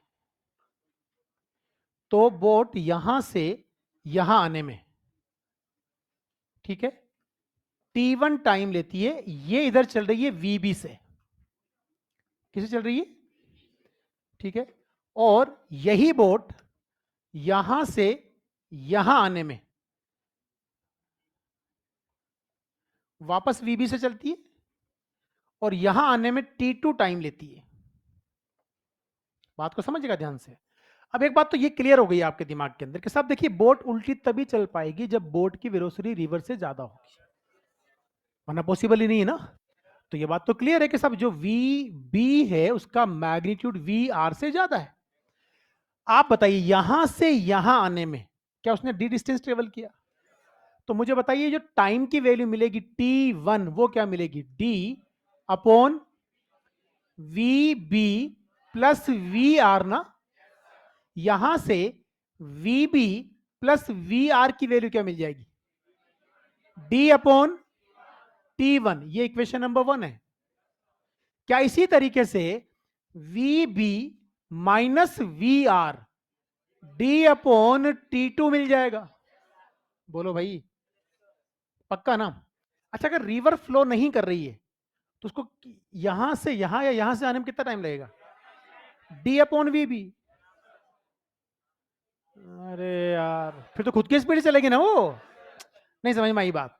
तो अब पता है क्या है, अब बुद्धि लगानी होती है। अब उन लोगों का नंबर है जिनको ये ट्यूबलाइट नहीं चलती कि आप कब इक्वेशन को ऐड करते हो, कब सब्सिट्यूट करते हो, कब डिवाइड करते हो। आपसे कहा जाए कि सब रिवर फ्लो नहीं कर रही है तो कितने टाइम में जाएगी? मान लीजिए वो टाइम टी था, तो टी की वैल्यू क्या डी अपॉन वी बी होगी। तो मुझे टी चाहिए तो मुझे वी भी चाहिए ना बेसिकली। मेरा इक्वेशन में वीबी का आना जरूरी है और मुझे वीआर को रवाना करना है। इन इक्वेशन के साथ मैं क्या करूं कि वीआर रवाना हो जाए? ऐड कर दो। तो जब ऐड कर दूंगा तो ये VR 2VB equal to D 1/T1 plus 1/T2 ना। अच्छा, इस 2 को इधर ले जाओ या यहीं रखो फिलहाल। D/VB क्या है? T ना। तो VB/D क्या है? 1/T। पक्का ना? तो VB/D को क्या लिखूं? चलेगा? Equal to 1/T1 plus 1/T2। इसको लिख सकता हूं T1 plus T2 upon T1 T2 ना। तो T की वैल्यू क्या आ गई? 2 times of T1 T2 upon T1 plus T2। नहीं समझ में आया? फॉर्मूला फॉर्म भी याद रखना है। अभी चीजें मेंशन करेंगे, रुको। एग्जैक्टली सेम क्वेश्चन कैसे आएगा कि मान लीजिए एस्केलेटर ऊपर चल रहा है वीई से और एक पर्सन इस पर वीपी से वॉक करता हुआ ऊपर आता है। तो यहां से यहां आने में T1 टाइम लेता है और एस्केलेटर ऊपर ही चले जा रहा है और इस पर उतरना शुरू करता है तो T2 टाइम लेता है। अगर एस्केलेटर रुका हुआ हो तो खुद की स्पीड जाने में कितना टाइम लेगा? 2T1 T2 upon T1 plus T2। नहीं समझ में आया? पक्का ना? लिखो सवाल। हाँ जी।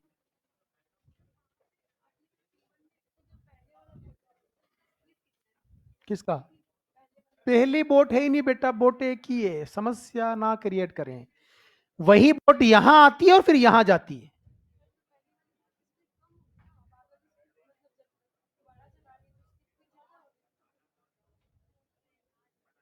बोट एक ही है और बोट के विद रिस्पेक्ट टू वाटर भी स्पीड सेम ही है, ग्राउंड के रिस्पेक्ट में बदल जाएगी। तू बिल्कुल ठीक कह रही है, तू 100% सही बोल रही है, लेकिन कंफ्यूज कर रही है अपना आप को। आप मुझे बताओ, ये पोल्स कहां पे हैं? धरती में गड़े हुए हैं ना। तो डी डिस्टेंस तो विद रिस्पेक्ट टू ग्राउंड ही चला ना वो। तो जब बोट भी इधर चली और रिवर भी इधर ही फ्लो कर रही है तो ग्राउंड के रिस्पेक्ट में स्पीड क्या बनेगी? ऐड करने में बनी ना। तो आपको जो टाइम मिला यहां पर वो क्या मिला? D/VB plus V R. और उल्टा चलेगी तो D/VB माइनस वी आर। तो कौन सा टाइम ज्यादा होगा? ऊपर जाने का ना। जब यहाँ माइनस हो जाएगा तो ये वैल्यू कम हो जाएगी तो ये बढ़ जाएगा ना भाई। तो इधर तो कम टाइम आ गई, तो स्पीड ज्यादा होगी तभी तो आई। भाई ग्राउंड के रिस्पेक्ट में नीचे आने पे स्पीड इतनी होगी और ऊपर जाने पे स्पीड इतनी होगी। नहीं समझ में आया? लिखो। अ boat travelled a boat traveled d distance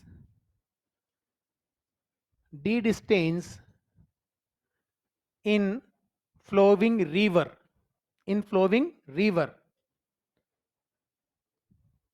in flowing river। Bracket में लिखो V R, velocity of river is V R in flowing river. Bracket में क्या लिखेंगे? Velocity of river is V R and velocity of boat is V B. ये भी bracket में लिख लो। Velocity of boat with respect to river is V B. Velocity of boat with respect to river.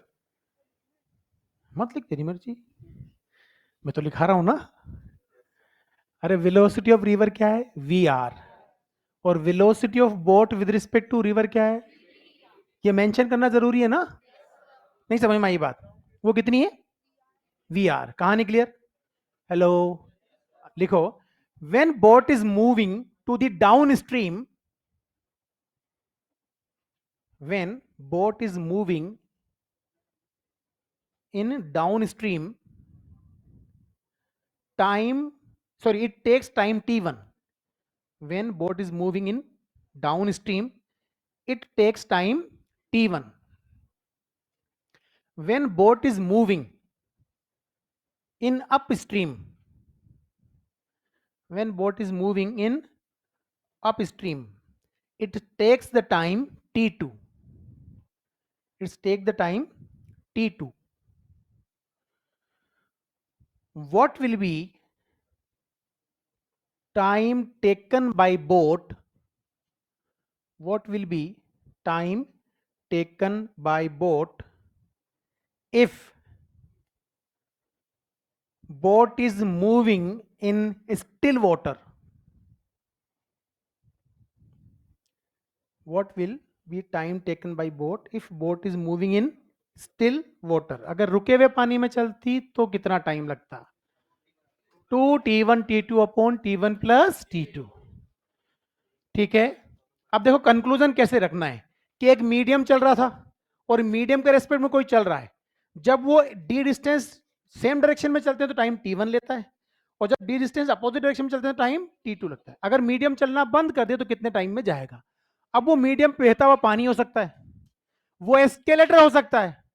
Exactly same सवाल आपसे ऐसे भी पूछ सकता है ना कि भाई देखिए ये है मुंबई और ये है दिल्ली. अब मुंबई से दिल्ली के बीच का ए टू ए डिस्टेंस डी है. तो जब फ्लाइट यहां चलती है इस तरफ, फ्लाइट की वेलोसिटी दे देगा वो v ऑफ फ्लाइट, और इधर हवा भी चल रही है v ऑफ एयर से. अरे यार नहीं समझ में आई बात. अच्छा, flight with respect to air उड़ती है ना, और हवा विद रिस्पेक्ट टू धरती चलती है. धन्यवाद. तो जब फ्लाइट यहां से यहां जाती है तो t1 टाइम में पहुंची, हवा उधर ही चल रही है, फ्लाइट उल्टी आई तो t2 टाइम में पहुंची. अगर हवा चलना बंद कर दे तो कितने टाइम में पहुंचेगी? 2t1 t2 upon t1 plus t2. नहीं समझ में आया? तो हमें इससे मतलब नहीं है कि पानी में बोट चल रही है या हवा में फ्लाइट चल रही है या ट्रेन पे कोई बंदा दौड़ रहा है या एस्केलेटर पे कोई चल रहा है, सब उससे कोई मतलब नहीं है. कंक्लूजन क्या है कि साहब एक मीडियम है कोई भी, it may be escalator, it may be water, it may be air, जो विद रिस्पेक्ट टू ग्राउंड चल रहा है, और वो कोई दूसरा ऑब्जेक्ट उस मीडियम के रेस्पेक्ट में चलता है. जब दोनों सेम डायरेक्शन में चलते हैं तो t1 टाइम लेता है, अपोजिट चलते हैं t2 टाइम लेता है. तो अगर मान लीजिए मीडियम चलना बंद कर दे तो कितना टाइम लेगा? Answer is 2t1 t2 upon t1 plus t2. नहीं समझ में आया? तो कंसेप्ट ये है. अब उसको आप कुछ चीजें याद रखने के लिए भी होती हैं, ये आपको डायरेक्टली पता होना चाहिए. कोई भी सवाल आएगा आराम से कर दोगे फटाफट.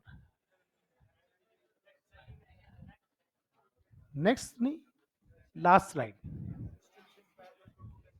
है जी, है जी. नहीं समझा आप? मैंने सुना ही नहीं. हाँ,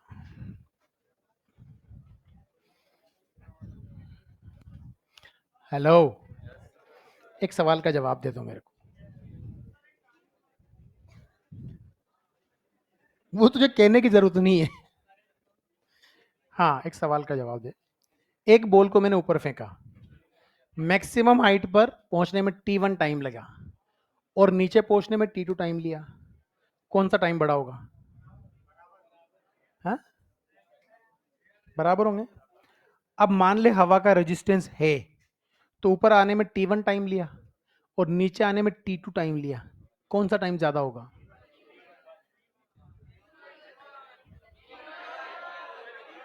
अगर हवा का रेजिस्टेंस मान लिया जाए तो ऊपर जाने का टाइम ज्यादा होगा या नीचे आने का? ऊपर जाने का ना. फिजिक्स के सवालों के आंसर कभी भी फीलिंग से नहीं देते कि मुझे ऐसा लगता है, तेरे लगने से कुछ नहीं होगा. नीचे आने का टाइम ज्यादा होता है. अभी सुनो सुनो सुनो सुनो, शांति बनाए रखो ना यार, ऐसे मत कर भैया.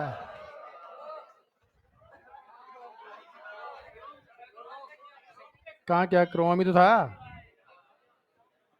हाँ जी. व्हेन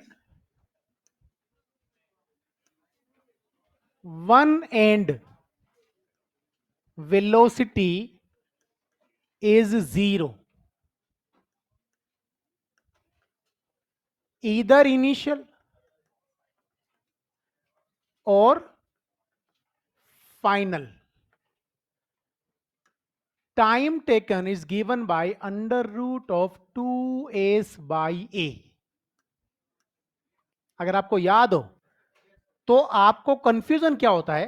कंफ्यूजन आपको ये होता है कि साहब ये फॉर्मूला तो हम तब डेराइव करते हैं जब इनिशियल वेलोसिटी जीरो होती है, S equal to UT plus half AT square.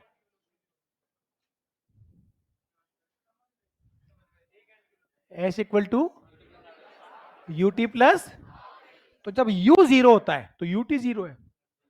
नहीं समझ में आई बात? तो ut जीरो हो गया तो s बराबर हाफ एटी स्क्वायर हो गया, तो t बराबर under root of two S by.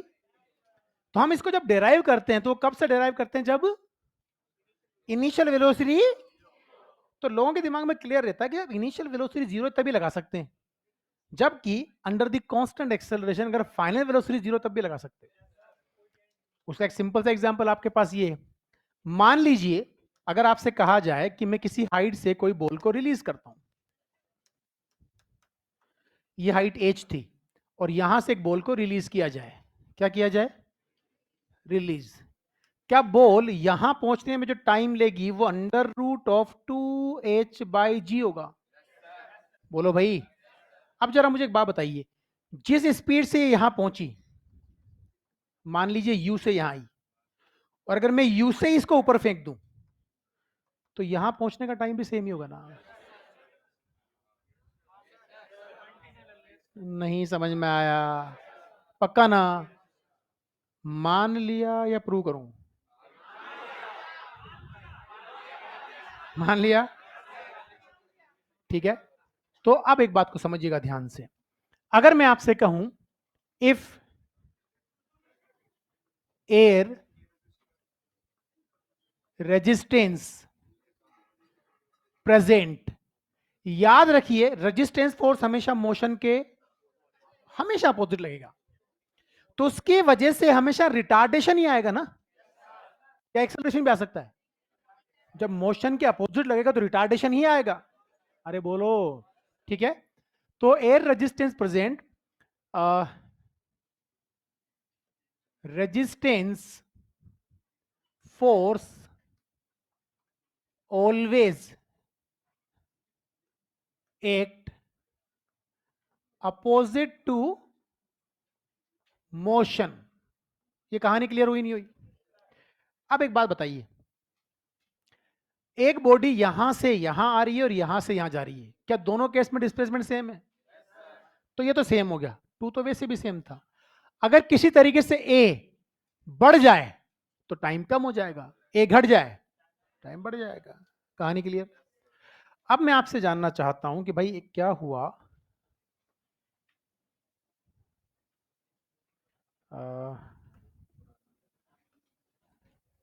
एक बॉल को आपने यहां से ऊपर फेंका था u1 स्पीड से, और ये बॉल यहां के रुक जाती है, v क्या हो गया यहां? जीरो। ये हाइट h थी।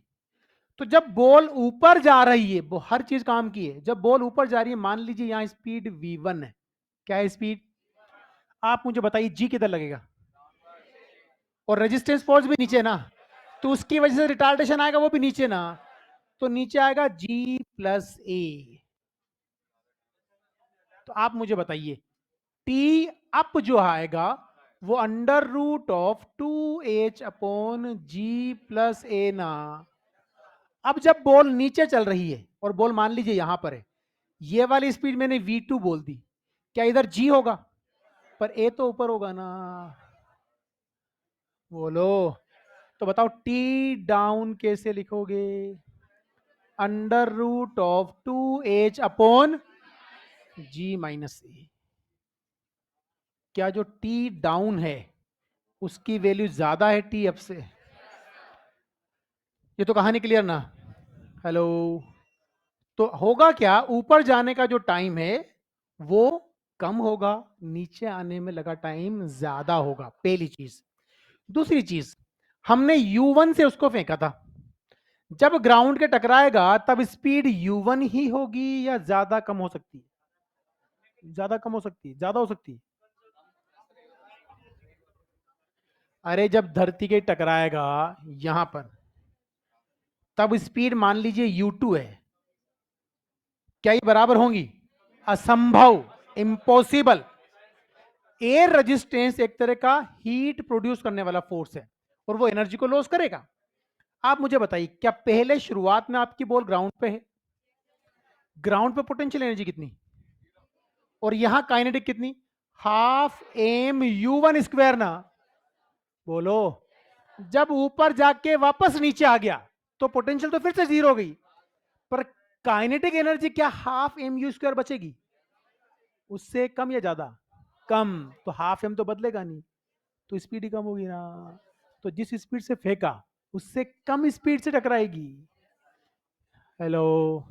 इनफैक्ट यहां पर ये जो V2 है, it is less then V1 होगा इससे।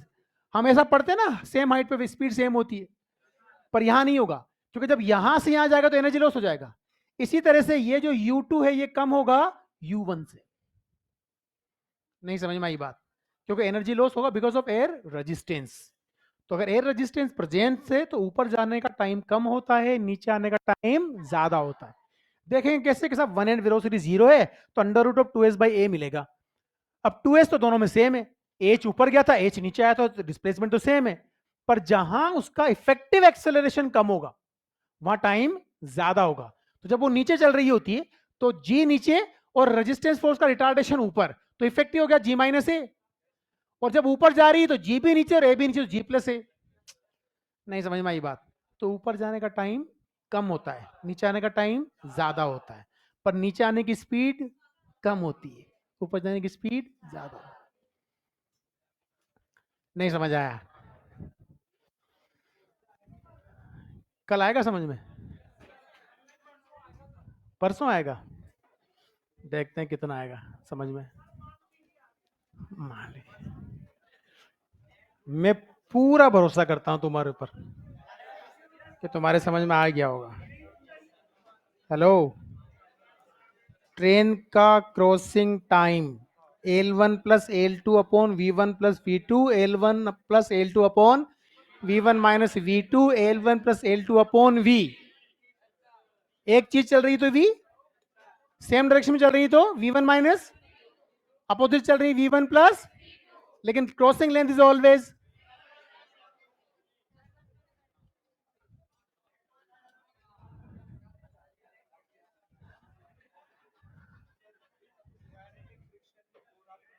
क्या?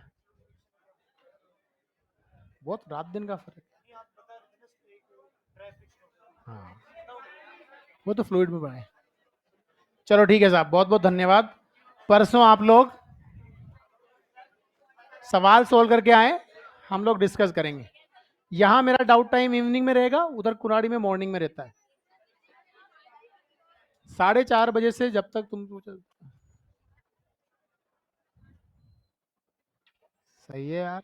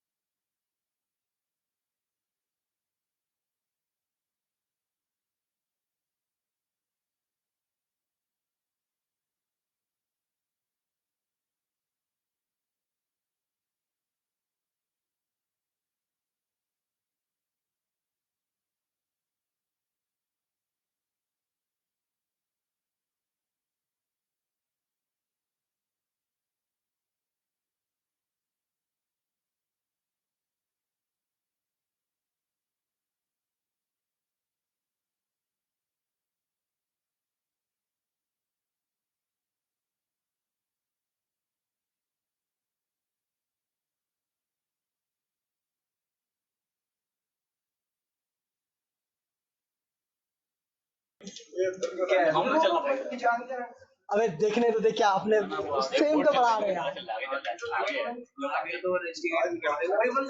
ये बहुत पीछे है यार अपने से, अपने से 3-4 लेक्चर आ गए हैं।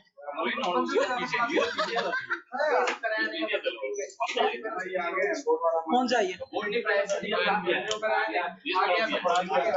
अपने से आगे है ये वो भाई रिलेटिव चल रहा है आगे अपने से। ये तो अपन से कई गुना आगे है भाई, कई गुना नहीं है। नहीं बस एक लेक्चर सेम देख के मैंने बोला था बस।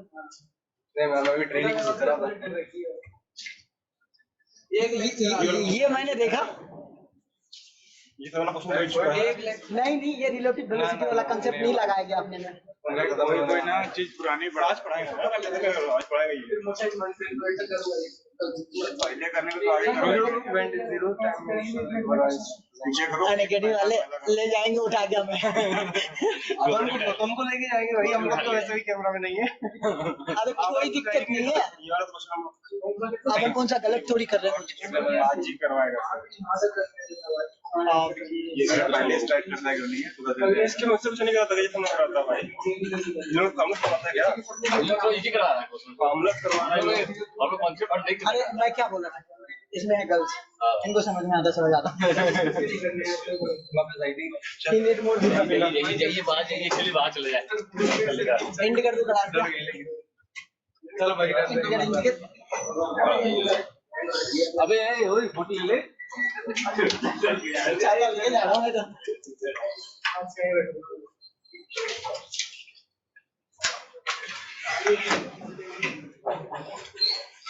आगे नहीं है यार, सेम ही है।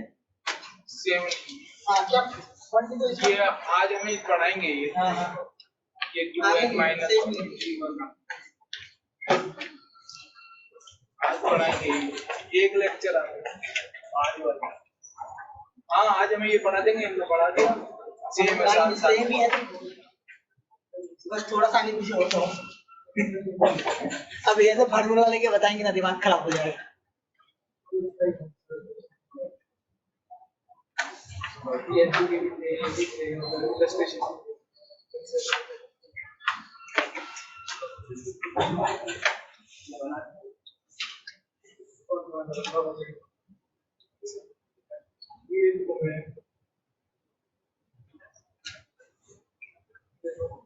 क्या मुझे ये बता रही है कौन सा बिल्डर सेकंड कंपास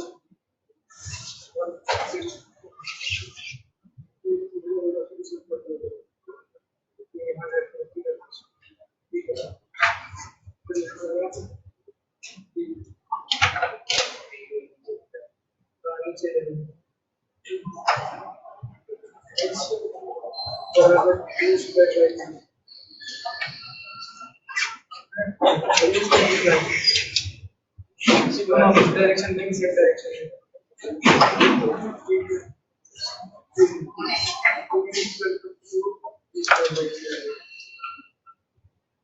यहाँ पे कुछ पता नहीं से बात की सर बताइए मेरे में लॉजिक किया है मैक्सिमम हाइट का फार्मूला जी की किया q स्क्वायर बाय 2 g इसका ये g है और आप ये स्क्वायर हो जाएगा q स्क्वायर बाय 2 g भी वहां पे ना हो जाएगा उसके टारगेट से ऊपर रिलेटिव भी देखिए अपन रिलेटिव को मतलब ज्यादा चला दो पहले दिया मैं तो ये मान लो बस मान लो कि बढ़ रहा है पहले ये बढ़ेगा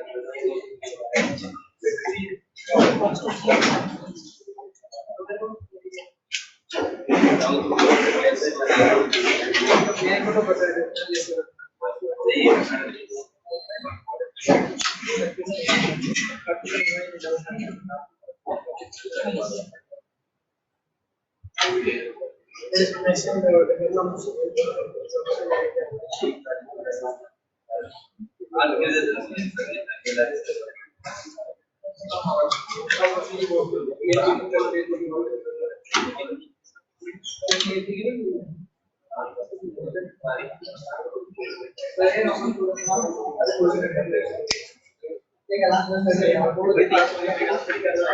नहीं चल रहा